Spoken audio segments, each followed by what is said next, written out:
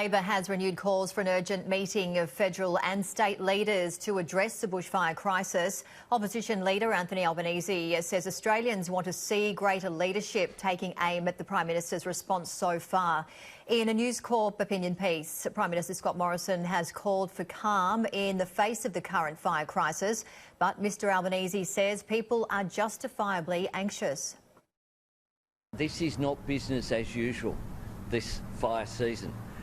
Climate change is certainly having an impact as well, and they expect more than newspaper articles, whether it be from Scott Morrison or today a quite remarkable misleading piece by Angus Taylor that Australia is somehow pulling our weight. They expect actually a bit of fair dinkum truth about what's going on, because they can see it, they can smell it, and we're seeing the impact of complacency. Labor has also batted away calls from the Greens for a royal commission into the handling of the bushfire season.